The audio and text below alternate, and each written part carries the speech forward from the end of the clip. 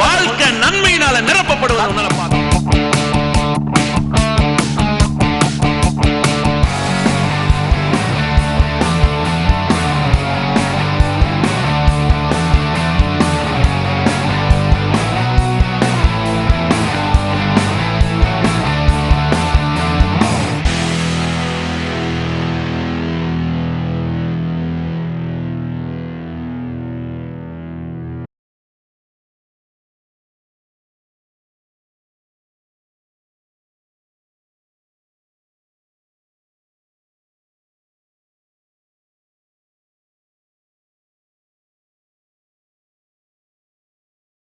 எபிரேயர் 1:3. இவர் அவருடைய மகிமையின் பிரகாசமும் அவருடைய தன்மையின் சொரூபமாக இருந்து சர்வத்தையும் தம்முடைய வல்லமுள்ள வசனத்தினாலே தாங்குகிறவராய் தம்மால் தாமே நம்முடைய பாவங்களை நீக்கும் சுத்திகரிப்பு உண்டு பண்ணி உன்னதத்தில் உள்ள மகத்துவமானுடைய வலது பாசத்திலே உட்கார்ந்தார்.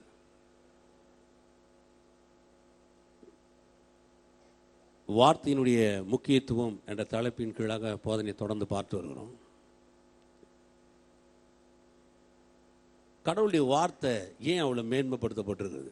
கடவுளுடைய வார்த்தை ஏன் தேவன் அவ்வளோ உயர்த்தி வைத்திருக்கிறார்? சங்கீதக்காரன் சொல்கிறார் இல்லைங்களா, சங்கீதம் 138, எல்லாவற்றையும் பார்க்கலும் அவர் அவருடைய வார்த்தையை பிரஸ்தாபப்படுத்திருக்கிறார்.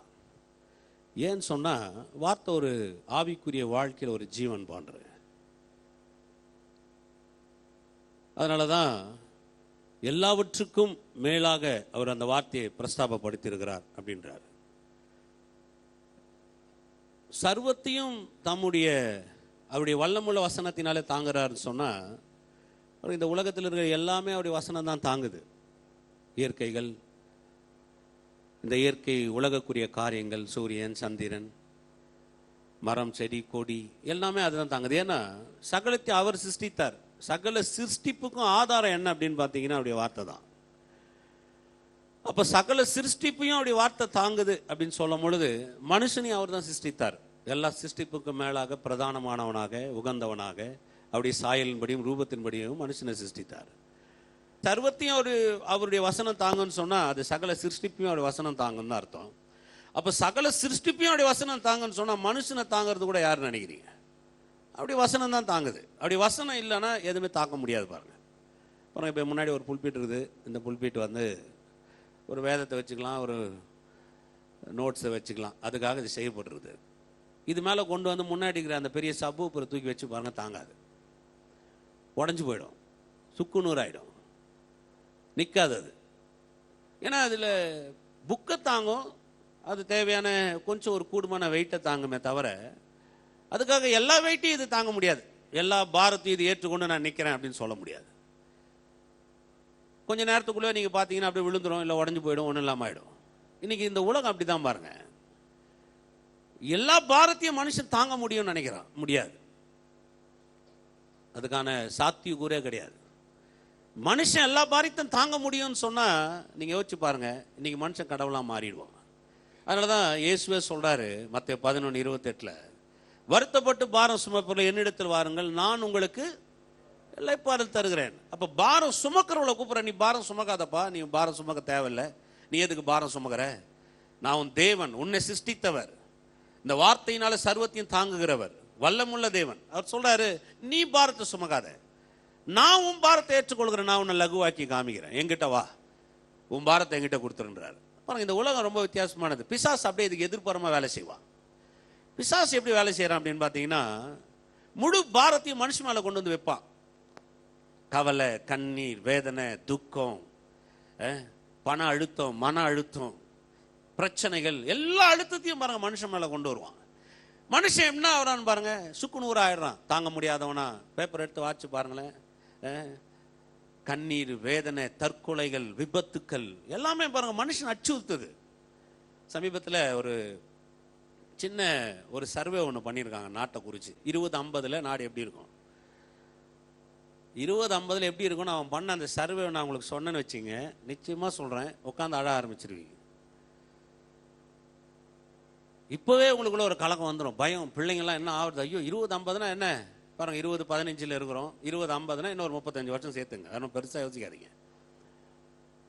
இன்னொரு 30-35 வருஷத்துல இந்த உலகம் என்னவா இருக்க போது நான் சொல்ற அந்த இதை பார்த்தீங்கன்னா,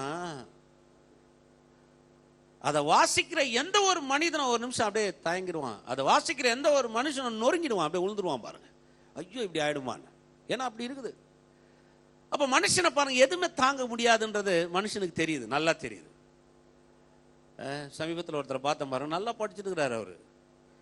அவர் பார்த்தீங்கன்னா அவர் காலரும் கிழிஞ்சு போய் முகம் முழுவதும் அப்படியே பயங்கரமான டிப்ரெஸ், முடியெல்லாம் அப்படியே வெளுத்து போய் அவரை பார்த்தீங்கன்னாவே உங்களுக்கு தெரியும், என்னடா அந்த மனுஷனுக்கு ஏதோ ஒரு பிரச்சனையா, இவ்வளோ கவலையா இருக்கிறானு. அப்படியே பார்த்தவொடனே தெரியும். என் கூட ஒருத்தர் கூட்டு போயிருந்தேன்.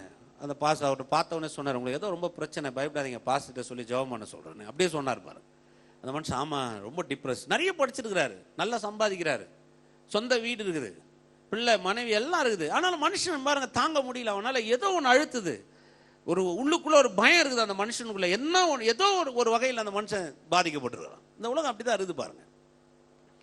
ஒரு விசுவாசி எடுத்துக்கிட்டீங்கன்னா கூட பாருங்க, நமக்குள்ள ஒரு முறை இருக்கிற மாதிரி இன்னொரு முறை இருக்கிறது இல்லை. ஒரு முறை நல்லா இருப்போம், இப்போ பாட்டெல்லாம் பாடணும், நல்லா சந்தோஷமா கையை தூக்கி பாட்டெல்லாம் பாடணும், அவர் என்ன தாங்குகிற தேவன், எப்ராயிமே நான் உன்னை எப்படி கை விடுவேன்.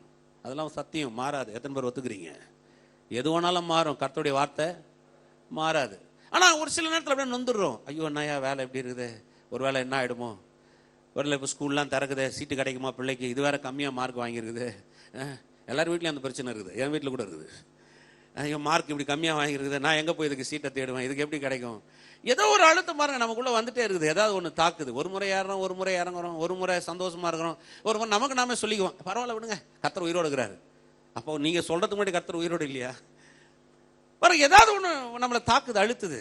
நான் சொல்கிறேன் பாருங்க, இந்த நெருக்கு, இந்த அழுத்தெல்லாம் எங்கே வருதுன்னா, சர்வத்தையும் அப்படி வல்லமுள்ள வசனத்தினால் தாங்குகிறார் என்ற வெளிப்பாடு நமக்கு இல்லைன்னா, நீங்கள் தாங்குகிறீங்கன்ற எண்ணம் உங்களுக்குள்ளே வந்துடும். நான் தாங்குற மாதிரி ஆகிடும். எதையும் என் மேலே தாங்க முடியாது. எத்தனை பேர் ஒத்துக்கிறீங்க? பக்கத்தில் பார்த்து சொல்லுங்க, எதையும் உங்களால் தாங்க முடியாது. ஏன்னா எல்லாத்தையும் தாங்குறவர் யாருன்னா கர்த்தர் ஒருத்தர். அதனாலதான் அவர் சொல்றாரு, சகலத்தையும் அவர் தம்முடைய வல்லமை உள்ள வசனத்தினாலே தாங்குகிறார். இந்த உலகத்தையே தாங்குற ஒரு தேவன் அவருடைய வசனத்தை வைத்து என்ன தாங்க மாட்டாரா? எத்தனை பேர் விசுவாசிக்கிறீங்க? அதான் உண்மை. அதனாலதான் பேதுரு சொல்றாரு பாருங்க, அருமையா அப்பவே சொல்லிட்டாரு, உங்கள் கவலைகள் எல்லாம் அவர் மீது வைத்து விடுங்கள். சும்மா சொல்ல, அவர் உங்களை விசாரிக்கிறவர் ஆனபடினால் உங்கள் கவலைகள் எல்லாம் அவர் மீது வைத்து விடுங்கள். அப்புறம் சொல்றாரு பாருங்க, அவர் உங்களை ஏற்ற காலத்தில் உயர்த்த வல்லவரா இருக்கிறார். சொல்லுங்க, என்ன அவர் விசாரிக்கிறார்? பக்கத்துல பார்த்து சொல்லுங்க, அவர் உங்களை விசாரிக்கிறார். விசாரிக்கிறவர் சும்மா விசாரிக்கல, சர்வத்தையும் தம்முடைய வல்லமுள்ள வசனத்தினால தாங்கக்கூடிய ஒரு தேவன். வார்த்தையை கொண்டு அண்ட சராசரித்தையும் தாங்குறார், சிருஷ்டிப்புகளை தாங்குறார். அப்போ எல்லாத்தையும் தாங்குற ஒரு தேவன் சொல்றாரு, என் வார்த்தையினால இந்த உலகத்தை தாங்குறேன்னு சொன்னா, உன்னையும் எதிர்காலத்தையும் வம்சத்தையும் உன்னுடைய பிள்ளைங்களையும் என்னால தாங்க முடியுன்றார் அவர். ஆமென். அப்ப தேவன் எப்படிப்பட்டவனா, அவர் அப்படிப்பட்ட தேவனா இருக்கிறதுனால நீங்க கவலைப்பட தேவையில்லை. பக்கத்துல பார்த்து சொல்லுங்க, கவலைப்படாதீங்க. இந்த பக்கம் பார்த்து சொல்லுங்க, கவலைப்படாதீங்க.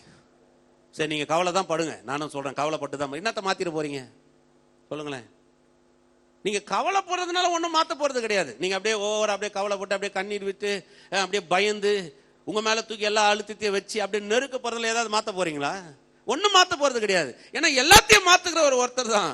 அவர் தம்முடைய வல்லமுள்ள வசனத்தினாலே தாங்கிறது மாத்திரமல்ல, நமது ஏந்தது மாத்திரம், நம்ம சுமக்கிறது மாத்திரமல்ல, வேதம் சொல்கிறது அவர் நம்மை தப்புவிக்க வல்லவரா இருக்கிறார். 20-50 அவங்க சொன்ன ஆராய்ச்சியின்படி அந்த நம்ம நாடே மாறினா கூட சரிங்க, ஆனா என் தேவன் எனக்காக கிரியை செய்ய வல்லவரா இருக்கிறார். எத்தனை பேர் விசுவாசிக்கிறீங்க? அதனால 20-50 நாடு எப்படி ஒன்னாலும் இருந்துன்னு போட்டோம், எனக்கு பிரச்சனை கிடையாது. நான் வேதத்தை வாசிக்கிறேன், அவர் வனாந்திரத்தையே வயல்வெளியா மாற்றக்கூடிய தேவன். அவர் வனாந்திரத்தில் ஆறுகளை உண்டு பண்ணுகிற தேவன், பசியை ஆற்றுகிற தேவன், தூதர்கள் சாப்பிட மன்னாவினால போஷிக்கிற தேவன். பூமி வறண்டு போச்சு, காஞ்சி போச்சு, ஒன்னும் முளைக்காது, விவசாயம் நாசமா போச்சு, தண்ணி வரல, மழை வரல, எதுவும் பிரச்சனை இல்லை. வானத்துல தூதர்கள் சாப்பிடுகிற மன்னாவினால என்ன போஷிக்க அவர் வல்லவரா இருக்கிறார். எத்தனை பேர் விசுவாசிக்கிறீங்க? அப்ப 20-50 தூதர்களை பத்தி எழுதுச்சா? சொல்லுங்க பாக்கலாம். 20-50 நாடு இப்படி ஆயிடுச்சுனாலும் தேவ தூதர்கள் வந்துங்க நாட்டை காப்பாற்றுவாங்கன்னு தெரியும். அண்ணா அவன் ஆராய்ச்சி அறிவு, ஆனா ஏன் ஆராய்ச்சி கடவுள். எத்தனை பேர் விசுவாசிக்கிறீங்க? என்ன படைத்த தேவன் சொல்றார், சர்வத்தையும் தாங்குற வசனத்தினாலே நான் உன்னை தாங்குகிறேன். அப்ப நம்ம கவலைப்பட வேண்டிய அவசியமே கிடையாது. பக்கத்துல சிரிச்சுனே சொல்லுங்க, கவலைப்படாதீங்க. சிரிச்சின்னு சொல்ல சொன்ன உண்மையாக சொல்லுவீங்க. அதையும் நல்லா சிரிச்சுட்டே சொல்ல, கவலைப்படாதீங்க, கர்த்தர் நல்லவர். ஆமென். பாருங்க, இது ஒரு மாறாத நிச்சயம். இது சும்மா சும்மா ஏறி வந்துட்டு போகிறது கிடையாது. இது சில நேரத்தில் நம்மளை அலகழிக்கும். இந்த உலகத்தில் நம்ம இருக்கிறோம். ரோட்டில் போகும்போது காற்று அடிக்கலையா? எத்தனை பேர் காற்று உங்கள் மேலே அடிக்கவே இல்லை? இதுவரையும் என் மேலே தூசி படவே இல்லை யாராவது இருக்கிறீங்களா? சொல்லுங்க பாருங்க. சும்மா ஒரு 5 நிமிஷம் அப்படி போய் ஒசூர் ரோட்டில் அப்படி நின்றுட்டு இப்படி வந்து பாருங்க, உங்கள் மேலே அப்படியே ரோட்டில் இருக்கிற மண்ணெல்லாம் உங்கள் மேலே தான் இருக்கும். அப்படியே வாழ்ந்துருவோமா? ஒன்றும் கிடையாது. போய் குளிச்சோம்னா சரியா போகுது. வேதம் சொல்லுகிறது, அப்படி வார்த்தை அப்படி நம்மை தாங்கக்கூடியதாக இருக்கிறது, சுத்திகரிக்கக்கூடியதாக இருக்கிறது. ஆமென். பாருங்க, அடுத்து யாக்கோபு இன்னும் கொஞ்சம் நல்லா சொல்றாரு. வார்த்தை எப்படி போறதுன்னா ஒரு கண்ணாடி மாதிரின்றாரு. கண்ணாடினா என்ன? காலையில் எழுந்த உடனே முதல்ல எங்கே போய் பார்க்குறோம்? நீங்களே யோசிச்சு பாருங்க. எது கண்ணாடி போய் பார்க்குறீங்க? எழுந்த உடனே எது கண்ணாடி போய் பார்க்குறீங்க? வேற யாராவது உங்களை பார்த்தா பயந்துருவாங்க. உண்மை தானே? சாம் அடிக்கடிக்கு சொல்லுவார், ஒரு பொண்ணு அழகாக இருக்காளா இல்லையான்னு எப்போ பார்க்கணும்? தூங்கி எழுந்த உடனே போய் பாரு. பொண்ணு பார்க்கும்போது நீங்கள் போனீங்கன்னா பயங்கரமாக பெயிண்ட் அடிச்சு உட்கார வச்சுருப்பாங்க. அது நம்ம யாருக்கும் ஒன்றும் புரியாது. ஜவுரி வச்சுருப்பாங்க. கிட்டத்தட்ட நம்ம நினைப்போம் 6 அடி முடி வளர்ந்துருக்குதா? கிடையவே கிடையாது. அவர் ரொம்ப அழகாக சொல்லி, அவருக்கு அனுபவம் நான் நினைக்கிறேன். பொண்ணு பார்க்கணும்னா காலைல தூங்கி எழுந்தோட போய் பார்த்துட்டு, இது ஓகே, இதுதான் கரெக்ட், இதுதான் அக்மாக்கு மாறாது, இது இப்படிதான் இருக்கும்னு தெரிஞ்சிடுச்சுன்னா அதுக்கப்புறம் நீங்க பயப்பட வேண்டிய அவசியமே பாருங்க. யாக்கோபு சொல்றாரு, வார்த்தையை கொண்டு ஒரு கண்ணாடி மாதிரின்றாரு. கண்ணாடி மாதிரி என்ன? அது என்ன செய்யுதுன்னா, அது முன்னாடி போய் நம்ம நின்னோம்னா நம்ம எல்லாம் அப்படியே கலைஞ்சு ஏதோ ஆயிருக்கும். தலை ஒரு கோலமா, முகம் ஒரு கோலமா, அதெல்லாம் ஒழுங்காக்கி அதை சீராக்கிடுது. திரும்ப நம்ம கண்ணாடி முன்னாடி நிக்கிறோம். ஒவ்வொரு முறையும் பாருங்க, கண்ணாடி பார்க்காத மனுஷனே இருக்க மாட்டான். ஏன்னா கண்ணாடி நீங்க பாத்தீங்கன்னா எந்த வீட்லயும் இருக்கும். வீட்டுல கூரை இல்லைன்னா கூட ஒரு கண்ணாடி மாட்டி வச்சிருப்பான். ஆமாவா இல்லைங்களா? சொல்லுங்க, எது இருக்குதோ இல்லையோ கண்ணாடி ஒண்ணு நிச்சயமா இருக்கும். கண்ணாடி இல்லைனாலும் பரவாயில்ல, இப்ப மொபைல் போனை கண்டிப்பா வச்சிருப்பான். எல்லார் கையிலயும் இருக்கும். அதுலயே கூட பாத்துக்குவாங்க. அதுல மேல ஒரு கண்ணாடி இருக்குது, அதுலயே கூட பாத்துக்குவாங்க. பாருங்க, இப்ப கண்ணாடியை பார்த்த உடனே அது என்ன சொல்லுது? ஒரு காரியத்தை சொல்லுது. இப்படி இருக்காத, இப்படி வந்துரு, இப்படி மாறிடு, இப்படி ஆயிடு, இது உனக்கு நல்லது இல்லை, இப்படி நல்லா இருப்ப. சில நேரத்தில் பாருங்க, நல்லா உடை உடுத்தி நல்ல அலங்காரமா அது முன்னாடி நிற்கும் போது உங்களுக்கே உங்களை பார்க்க ரொம்ப சந்தோஷமா இருக்கும். அதனாலதான் பாருங்க, இந்த பெண்கள் கண்ணாடி வரதுக்கு ரொம்ப நேரம் பண்ணுவாங்க. அவங்களே ரசிச்சு நின்றுருப்பாங்க. அப்படியே பார்த்து பார்த்து பார்த்து பார்த்து பார்த்து. பியூட்டி பார்லருக்குலாம் உள்ள போனவனே முதல்ல கண்ணாடி தான் சுத்தி வச்சிருப்பான். எங்க பானீங்கன்னாலும் அப்படியே அந்த பார்லர் முழுவதும் என்ன இருக்கும்? ஏன்னா உங்க பின்பக்கம் சைடு அழகு முன்னாடி எல்லாமே உங்களுக்கு தெரியும். உங்க கண்ணு முன்னாடி வரணும். அதை பார்த்த உடனே நமக்கு ஒரு சந்தோஷமா இருக்கும், நல்லா இருக்கிறோம். அவங்க உங்க முதல்ல அப்படி உங்க தோற்றத்தை காமிச்சுறாங்க. வார்த்தை என்ன செய்யுது தெரியுங்களா? நம்மளை அழகுபடுத்தி காமிக்குது, நம்முடைய தோற்றத்தை காமிக்குது, எல்லாவற்றையும் மாற்றி காமிக்குது. நம்முடைய எண்ணங்கள், மனது, நம்முடைய பேச்சு, நம்முடைய பார்வை, எல்லாத்தையும் இந்த வார்த்தை என்ன செய்யுது? ஒரு மாற்றத்துக்கு நேரம் கொண்டு வருது. அது சீர்குலைஞ்சிருந்தாலும் தூங்கி எழும்போது ஒரு மாதிரி ஆயிடுது. திருப்பி எழுச்சி நிற்கும் போது சரியாக்குது. வார்த்தை அப்படிப்பட்டதான் பாருங்க. ஒரு வேளை நம்மளை ஏதோ கலைஞ்சிட்டாலும் சரி, வார்த்தை முன்னாடி நிற்கும் போது அது நம்மளை மீண்டும் சீராக்கி காமிக்குது. எத்தனை பேர் விசுவாசிக்கிறீங்க? அதனாலதான் வார்த்தை ரொம்ப முக்கியம். வார்த்தை இல்லாம ஒன்றும் பண்ணவே முடியாது. வார்த்தை ரொம்ப மேன்மையானது. கவலையை தூக்கு மேலே வச்சுக்குது, நம்மளை நல்லா நடத்துது, நம்ம ஒழுங்காக்கி காமிக்குது. அதனாலதான் வார்த்தையை விட்டுட்டு வாழவே முடியாது. அதனாலதான் சங்கீதக்காரன் அப்பவே எழுதிட்டான் பாருங்க, இரவும் பகலும் கர்த்தருடைய வார்த்தையில் தியானமா இருக்கிற மனுஷன் அவன் பாக்கியவான். பாக்கியவான்ற வார்த்தை ஆங்கிலத்தில் பிளஸட். அவன் ஆசீர்வதிக்கப்பட்டவன். இரவும் பகலும் அதுல நீ வேலை செஞ்சிட்டீங்கன்னா உங்களுக்கு ஆசீர்வாதம் வராம இருக்கவே இருக்காது. இரவும் பகலும் கர்த்தருடைய வார்த்தையில் தியானமா இருக்கிற மனுஷன் ஆசீர்வதிக்கப்பட்டவன். அவன் வாழ்க்கையில ஆசீர்வாதம் குறையாது. எல்லா நிலமும், எல்லா செல்வ செழிப்பும், எல்லா நன்மைகளும் அதுல அவனுக்கு சேரும். அதனாலதான் உதாரணமா சொல்றான், அவன் நீர்க்காலம் நடப்பட்டு தன் காலத்தில் கனித்தந்து இலை உதிரா மரங்களை போல் இருப்பான். அவன் செய்வதெல்லாம் வாய்க்குது. அவன் வாடி போக மாட்டான், அவன் இலை உதிராது, அவன் நல்ல மனுஷனா நின்றுடுவான். அவன் செய்யறத வாய்க்கும்படி கர்த்தர் அவனுக்கு உதவி செய்யறாரு. எல்லாமே பண்ணிட்டு அவன் செய்வதெல்லாம் வாய்க்குது. அப்ப வார்த்தை அவ்வளவு மேன்மையா இருக்குது பாருங்க. இதனாலதான் பாருங்க, பிசாசுக்கு ஒரு பெரிய எரிச்சல் என்னன்னா, அவனுக்கு என்ன வார்த்தை உங்ககிட்ட வரக்கூடாது. அது ஒண்ணுதான் அவனுடைய மேற்பாடு, வேற ஒண்ணும் கிடையாது. அதனாலதான் பாருங்க, வார்த்தை எங்க இருக்குதோ அங்க பிசாசு கிரியை செய்வான். ஏன்னா வார்த்தை எப்படி வேலை செய்யணும் பிசாசுக்கு நல்லா தெரியும். அதனாலதான் இயேசு கிட்ட வரும்போது கூட அவன் என்ன சொன்னான் பாருங்க, எழுதியிருக்கிறதேன்னு கேட்டான். அவன் சும்மா சொல்லல, இந்த கல்லுகள் அப்பமாகும்படி செய்யும் அப்படியே பேச. அதுக்கப்புறம் சொல்றான் பாருங்க, தேவ தூதர்கள் ஏந்துவார்கள், உன்னை தாங்குவார்கள், எழுதியிருக்கிறதுன்னு சொல்றான். அவனுக்கு நல்ல பைபிள் தெரியுது. அதனால இயேசு எப்படியா திசை திருப்ப பாக்குறான். அவருக்குள்ள அந்த வார்த்தையில வெளியில வரணும்னு பாக்குறான். அப்படி கொண்டு வரணும்னு நினைக்கிறான். யாருக்கிட்ட சொல்லுங்க? யாருக்கிட்டங்க? 100% தேவனும் 100% மனுஷனா இருக்கிறாரு. அப்படியே 100% தேவகுமாரன், அப்படியே 100% மனுஷகுமாரன் அப்ப இறங்கி வந்துட்டாரு. வேதம் சொல்லுது பாருங்க. 40 நாள் அவர் அந்த உபவாசத்துல போயிருக்கிறாரு. இப்போ பசி உண்டாயிற்று. சொல்லுங்க, பசி உண்டாயிற்று. அவருக்கு இப்போ பசி உண்டாயிட்டு சொன்னா இப்போ ஒரு 100% அந்த இடத்துல மனுஷன் நிக்கிறார். பசி உண்டாகுது. நல்ல பசி எடுக்கிற நேரத்தில் வந்து இப்ப சொல்றான், இந்த கல்லுகளை நீ அப்பமாக்கும்படி செய்யும், நீ தேவனுடைய குமாரனானால். அப்படியே பேசுறான். அவன் தாக்கம் என்ன? நீ தேவனுடைய குமாரனானால் இந்த கல்லுகள் அப்பமாடி சொல்லும். வார்த்தையை கொண்டு வா பார்க்கலாம். வார்த்தையை அவர்கிட்ட இருந்து என்ன மாதிரி தவறான வகையில அதை வந்து திசை திருப்ப பார்க்கறான். இதான் பிசாசுடைய வேலையே. இன்னைக்கு நான் சொல்றேன், இந்த கால வேலையில உங்களுக்கு பிசாசு உங்களை பார்த்தாலும் பயப்பட போறது கிடையாது. நீங்க பெரிய ஆளு, நீங்க வந்து பெரிய சக்தி வாய்ந்தவங்க, அப்படியெல்லாம் உங்களை பார்த்து பயப்பட போறது இல்லை. பிசாசு உங்களை பார்த்து பயப்படுறதுக்கு ஒரே ரீசன் நான் சொல்றேன் பாருங்க, கர்த்தராகிய இயேசு கிறிஸ்துடைய ரத்தமும் அவருடைய அளவில்லாத வல்லமுள்ள வார்த்தையும் தான் அது நம்மளை பார்த்து அவன் பயப்படுறதுக்கு காரணமாக அமையுது. ஆமென். எத்தனை பேர் விசுவாசிக்கிறீங்க? இல்லைன்னா அவன் பாருங்க என்னைக்கோ கொண்டு குவிச்சிட்டு இருப்பான், நம்மளை என்னைக்கோ ஒன்றும் இல்லாமல் ஆக்கி போட்டிருப்பான்.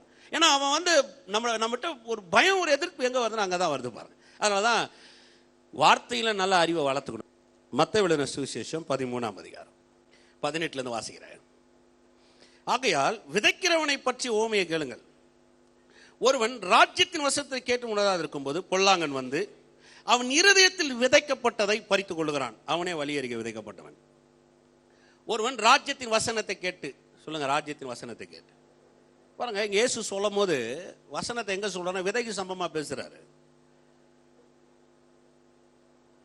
விதைக்கிறவன் வசனத்தை விதைக்கிறான். ஒருத்தன் விதைக்கிறான் அப்படின்னு சொன்னா அவர் வந்து அந்த நிலத்துல சொல்ற ஓமையை வச்சு அப்படிங்க பேசுறாரு. விதைக்கிறவன் வசனத்தை விதைக்கிறான். இப்போ ஒரு வசனம் விதைக்கப்படுது. அந்த வசனம் உங்களுக்குள்ள வந்த உடனே அந்த வசனம் வந்து ஒரு விதை எப்படி மண்ணுல விழுதோ அந்த மாதிரி அது வேலை செய்யுது. அதனால ஏசாயா 55 வாசி காமிச்சேன் உங்களுக்கு. அவருடைய வார்த்தை சொல்றாரு, என் வாயிலிருந்து புடுகிற வார்த்தை எப்படி இருக்குன்னா, மாரியும் மலையும் வானத்திலிருந்து இறங்கி அது என்னிடத்திற்கு திரும்பாமல் அது பூமியை நினைத்து முளை கிளம்ப பண்ணுகிறதுன்றார் அவரு. ஏன்னா அவருக்கு அது தெரியுது எப்படி வேலை செய்யுதுன்னு. அதனால இங்க இயேசு சொல்லும் போது சொல்றாரு, ஒரு விதை எப்படி வேலை செய்யும்? ஒரு விதை ஒரு நிலத்துல விழுந்துச்சுன்னா அந்த நிலத்தை அது பாதிக்கும். அந்த விதையினுடைய தன்மை அங்க முளை கிளம்பும். அது ஒரு ஆசீர்வாதமா வந்துடும். விதைக்கிறவன் வசனத்தை விதைக்கிறான்.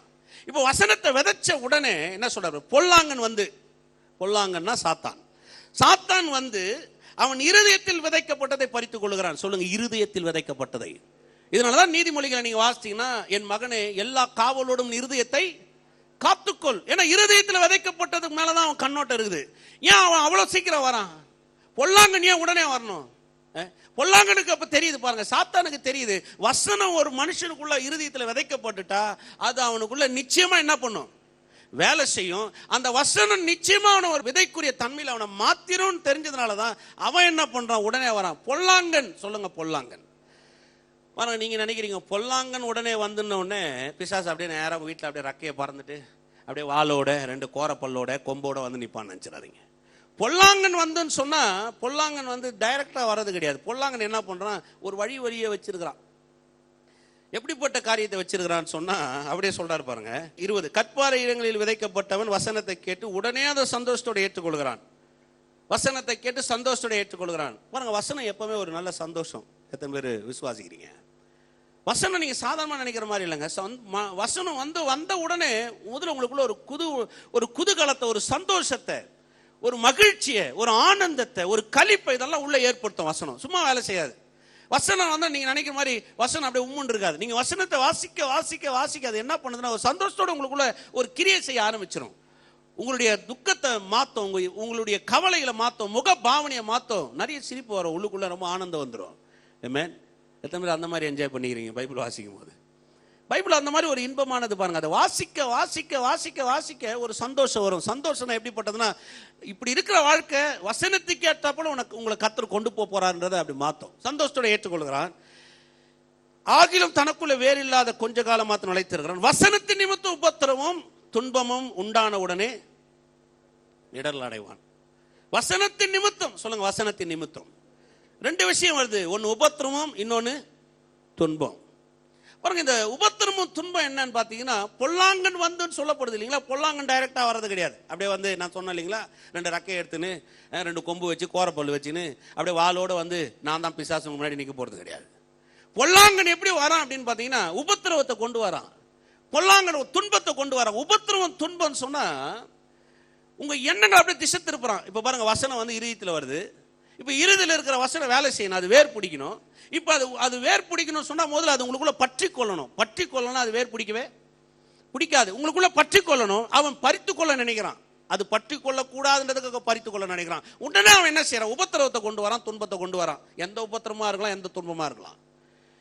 இப்போ உபத்திரவ துன்பம் வந்த உடனே என் மனதெல்லாம் என்ன பண்ணுது? இப்போ வசனத்தை யோசிக்கல, உடனே என்னத்தை யோசிக்க ஆரம்பிக்கும் போது உபத்திரவம் துன்பம், உபத்திரவம் துன்பம். இப்போ நான் பற்றி கொள்ளல, அவன் பறிக்கிறான். இப்போ நான் என்ன நினைக்கிறேன்னு பாருங்க, உபத்திரமும் துன்பமும் என் மனதில் மாறி மாறி வேலை செய்யுது. யோசிச்சு பாருங்க, என்ன உபத்திரமா எடுத்துங்க, ஒரு வியாதியை எடுத்துங்க, இல்லை ஒரு குடும்ப சூழ்நிலையை எடுத்துங்க, இல்லை ஒரு பண நெருக்கடி, என்னென்ன எடுத்துங்க. துன்பம் சொன்னா யாரால வரக்கூடியது, அது எதனாலேயாவது வரக்கூடியது, ஏதோ ஒரு வகையில் ஏற்படக்கூடிய ஒரு பாதிப்பு. உபத்திரமும் துன்பம், இந்த ரெண்டும் உள்ளக்குள்ள வரும்போது பாருங்க, அது பற்றி கொள்ளதுக்கு இடம் கொடுக்க மாட்டேங்குது. உடனே எண்ணங்கள் என்ன பண்ணுது? இப்ப வசனத்தின் மேல கிடையாது, உபத்திரவத்தையும் துன்பத்தையுமே பேச ஆரம்பிச்சிடும்.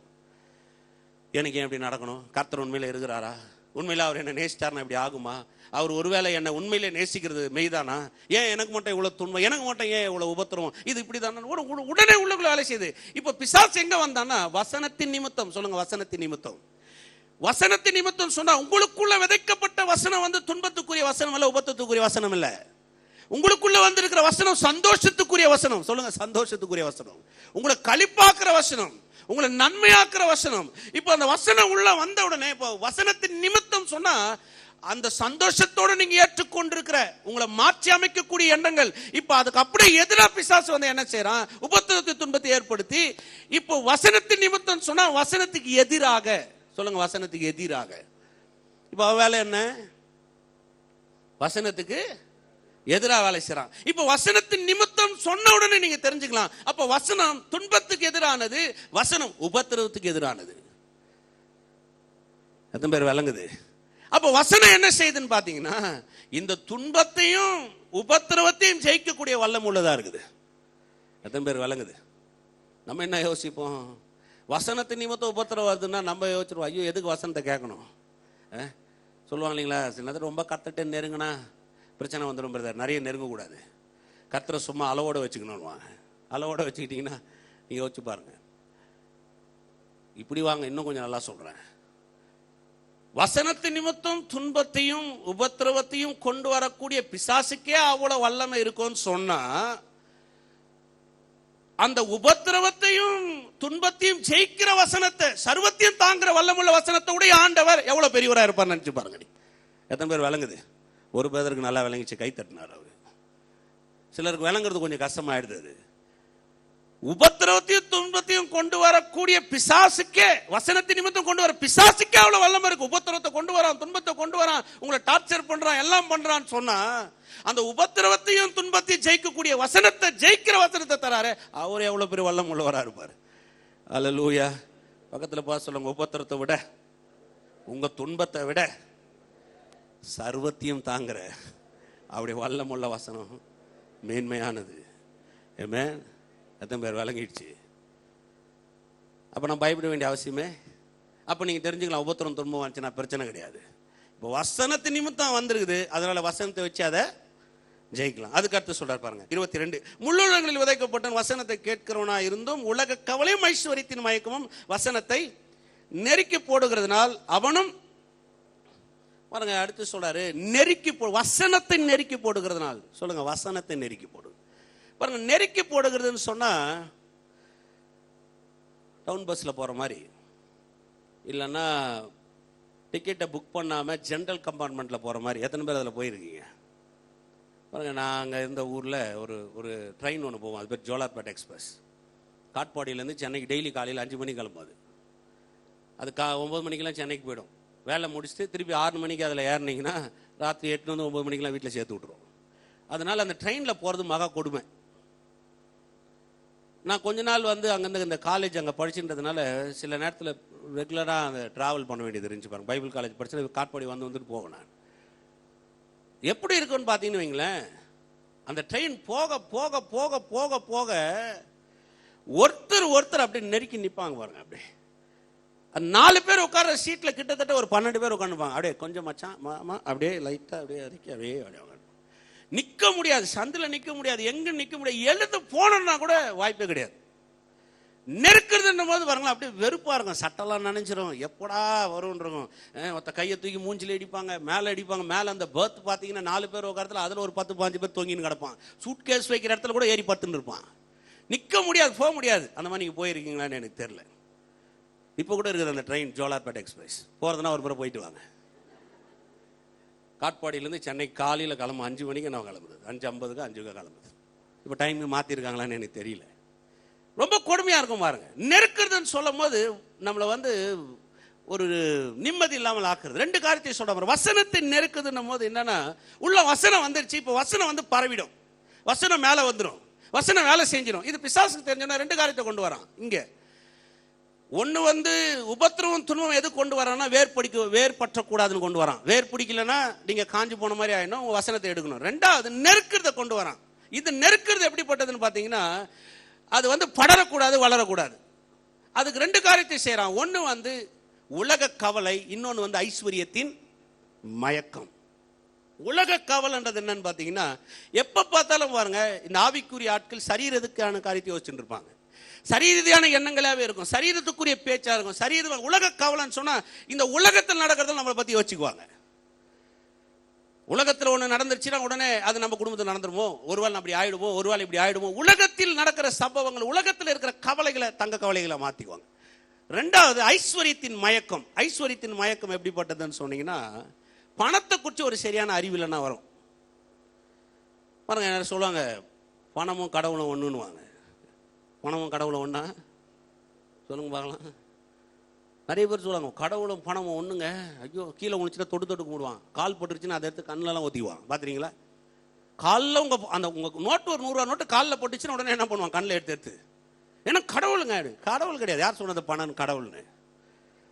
அவர் வந்து சகலத்தை சிருஷ்டிக்கிறவர். அவர் எத்தனை பேர் விசுவாசிக்கிறீங்க?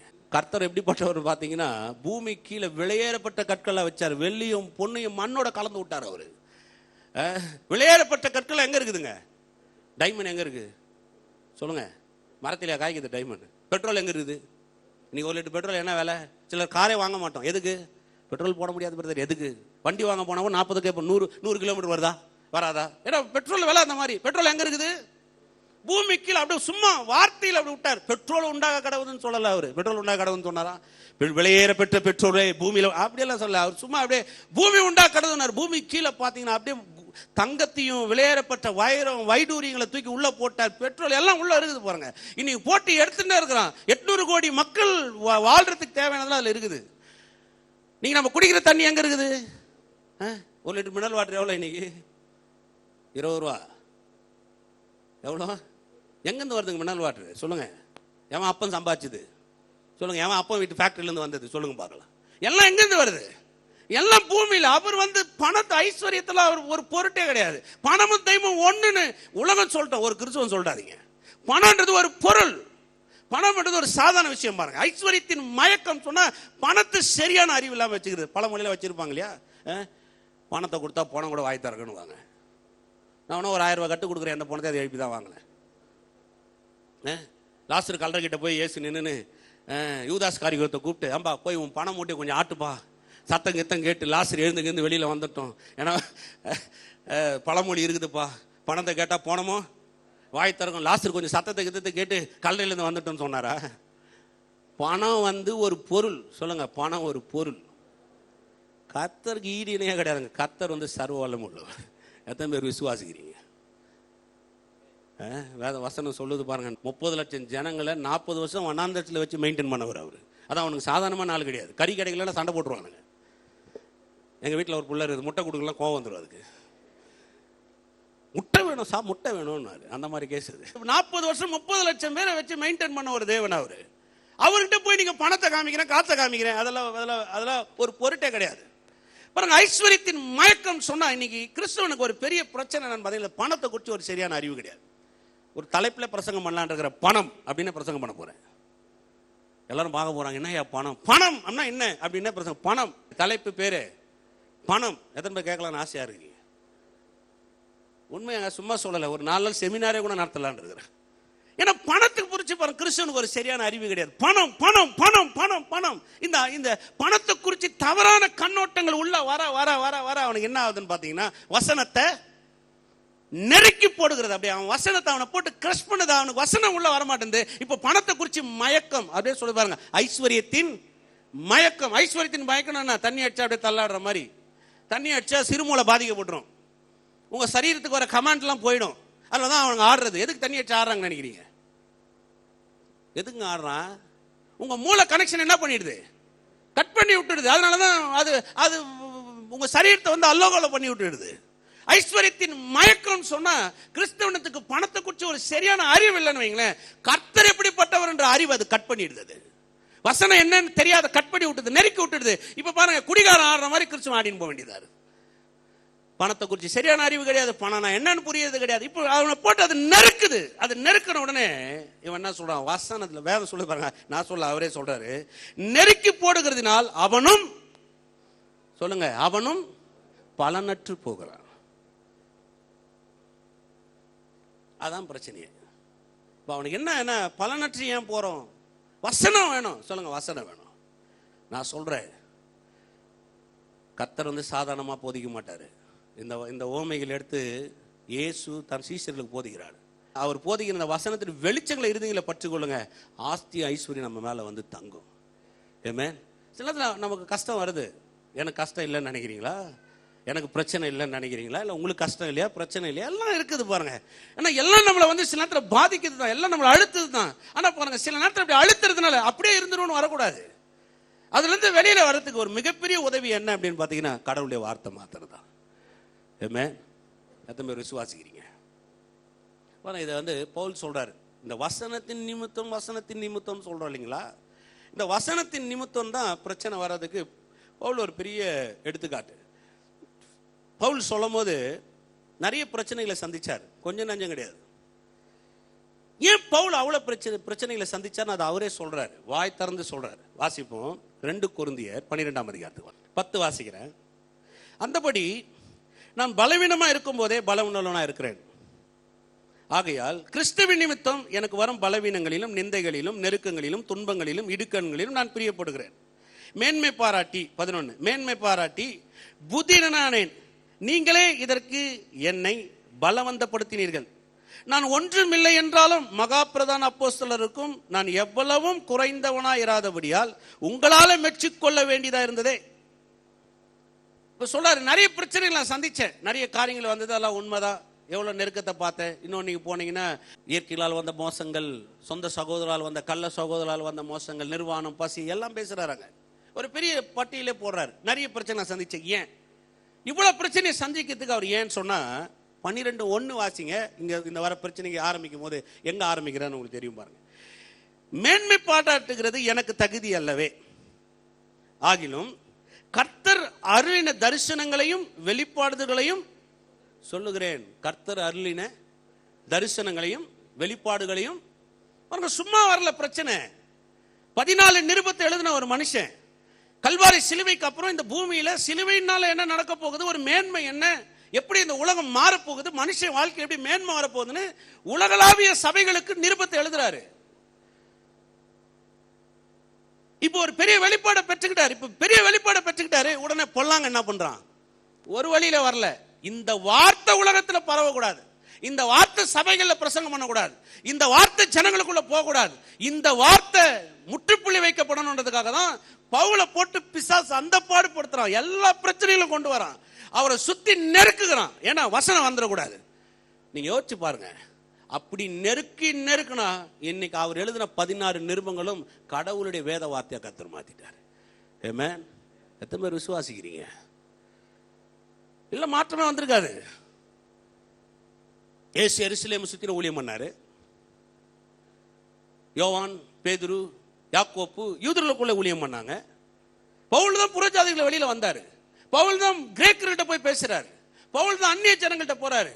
பவுல் தான் யூரோப்புக்கு வந்தார். பவுல் தான் பாருங்க, முழு அண்ட சராசரத்துக்கும் இயேசு ஒருவரே ரட்சகர், இயேசு ரட்சிப்பு இல்லைன்னு சொன்னா இந்த பூமியில நித்திய ஜீவன் இல்லை அப்படின்ற அந்த சிலுவையினுடைய உபதேசங்களை, சிலுவைக்கு அப்புறம் சபைகள்ல பிரசங்க வேண்டிய உபதேசங்களை, இந்த உலகத்துக்கு கொடுக்கப்பட்ட தரிசனங்களையும் வெளிப்பாடுகளையும் பேசினார் அவரு. ஆமென். சொல்லுங்க, நீங்களே யோசிச்சு பாருங்க. சாதாரண விஷயமா? பிசாசுக்கு அப்படியே எப்படியெல்லாம் முடியுமோ அந்த அளவுலாம் அவனை டார்ச்சர் பண்ணான். எப்படியெல்லாம் முடியுமோ அந்த அளவுக்கு அதை தடை செய்ய பார்க்கறான். எப்படியெல்லாம் முடியுமோ அதை கொண்டு வரக்கூடாதுன்னு பார்க்கறான். எப்படியெல்லாம் முடியுமோ அந்த வழியெல்லாம் அடைக்க பார்க்கறான். நான் சொல்றேன், அவன் எவ்வளவு பண்ணாலும் சரி எல்லாவற்றையும் அவன் ஜெயிச்சு மேல வந்தான்.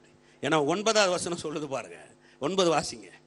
அதற்கு அவர், கர்த்தர் சொல்றார், அதற்கு அவர், என் கிருபை உனக்கு போதும், பலவீனத்திலே என் பலன் பூரணமாய் விளங்கும் என்றார். ஆகையால் கிறிஸ்துவின் வல்லமை என் மேல் தங்கும்படி என் பலவீனங்களை குறித்து நான் மிகவும் சந்தோஷமா மேன்மை பாராட்டுகிறேன். அப்படின்னா என்ன?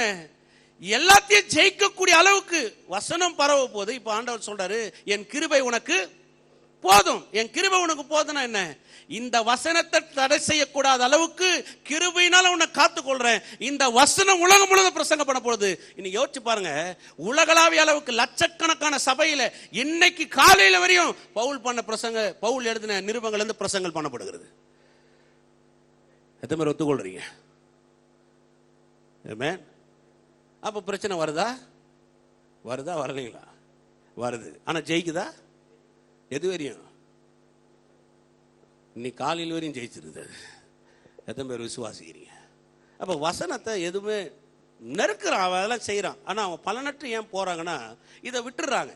இது மேலே ஒரு நாட்டத்தை வர்றது கிடையாது. இது வேணாம், சரி என்ன இது பிரச்சனை வேண்டாம், இதில் வந்து அப்படி போகும்போது என்ன ஆகுது பாருங்க, அது பிசாசுக்கு ஒரு மாபெரும் கொண்டாட்டமாக மாறி போகுது. ஏன்னா வசனம் எங்க இருக்குதோ அந்த வசனத்து வேறுபட்டுன்னு அவனுக்கு தெரியும், அந்த வசனம் பரவுன்னு அவனுக்கு தெரியும், அந்த வசனம் ஒரு பெரிய அறுவடை ஏற்படுத்தும் தெரியும், அந்த வசனம் ஒரு மனுஷனை முளை கிளம்பி அவனை வந்து ஒரு விதைக்கிறவனுக்கு விதையும் புசிக்கிறவனுக்கு ஆகாரத்தையும் கொடுக்கறது எப்படியோ அந்த மாதிரி அவன் மாறிடுவான்னு தெரியும். எல்லாம் தெரிஞ்சதுனால தான் அவன் அப்படி வரான். ஹல்லேலூயா. அப்போ பிரச்சனை வந்தால் நீங்கள் பயப்பட வேண்டிய அவசியமே கிடையாது. ஏன்னா வசனத்தை உள்ள வச்சிங்கன்னா எல்லா பிரச்சனையும் உங்களால் ஜெயிக்க முடியும். ஆமென். எத்தனை பேர் விசுவாசிக்கிறீங்க? இதான் உண்மை.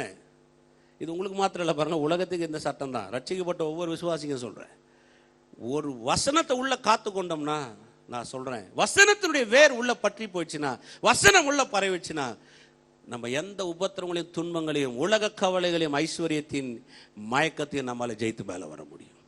ஆமென். விசுவாசிக்கிறீங்களா? அமைதியாகிறீங்க? வெளிப்படுத்தலும் தரிசனம் வரலாம் இல்லைங்களா?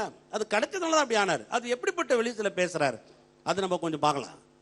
எப்படிப்பட்ட வெளிப்படுதல் அவர்கிட்ட கொடுத்தார் ஆண்டவர், எப்படிப்பட்ட வெளிப்படுதல் அவர் கொண்டு வந்தார், அது ரொம்ப முக்கியம். வாங்க எபேசியர் 1ஆம் அதிகாரம். இது 17 இருந்து வாசிங்கனாவே இது பேர் பவுலின் ஜெபமே. இது பேரே பவுலின் ஜெபம்.